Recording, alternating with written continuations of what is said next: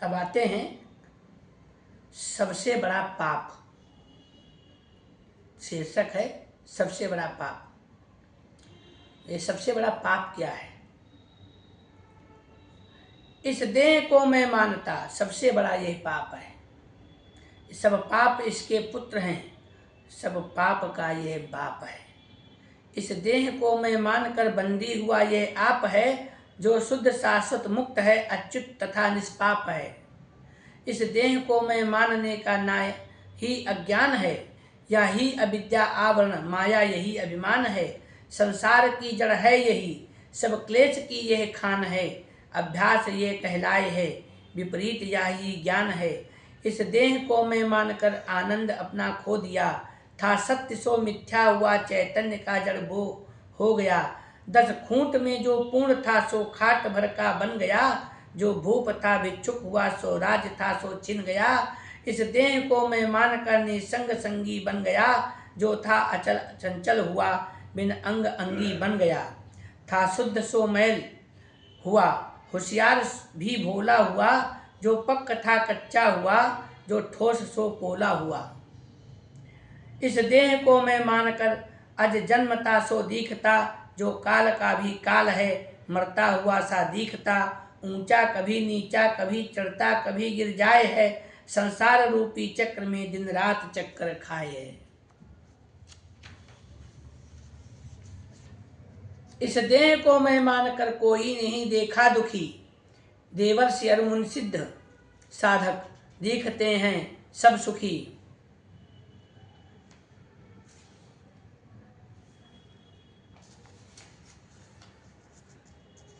कैसे सुखी हो,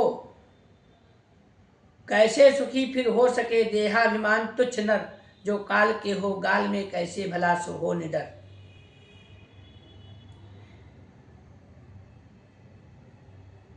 इस देह को मैं मानस से काम शत्रु सताए है, पूरी न हो जो कामना तो क्रोध चित्त जलाए है। हो क्रोध से बुद्धि मलिन, अतिमोह में फंस जाए है, मोहांध बुद्धि जीव को नाना नरक दिखलाए है। इस देह को मैं मानने से एक हो दो भासता, दो से बहुत हो जाए फिर एक दूसरे को त्रासता। दर्पण भवन कुत्ता घुसा, कुत्ते ही सब दिखलाए हैं, बैरी समझकर भौंकता वो भौंकता मर जाए है। आत्मा सदा है एक रस, घटता न बढ़ता है कभी, मरता नहीं जन्मता, श्रुति संत कहते हैं सभी। श्रुति वाक्य पर विश्वास कर, मत देह में अभ्यास कर, अन्यास फिर भी होए यदि वैराग्य कर अभ्यास कर। वैराग्य से अभ्यास घटता जाएगा, अभ्यास ज्यों ज्यों होएगा कब दुख मिटता जाएगा। अध्यास जब मिट जाएगा मैं का गला कट जाएगा, मैं का गला कटते ही बोला आप में डट जाएगा। इस तरह से आपका पाप नष्ट हो जाएगा। तो ये पाप नष्ट होने के संबंध में बोला है।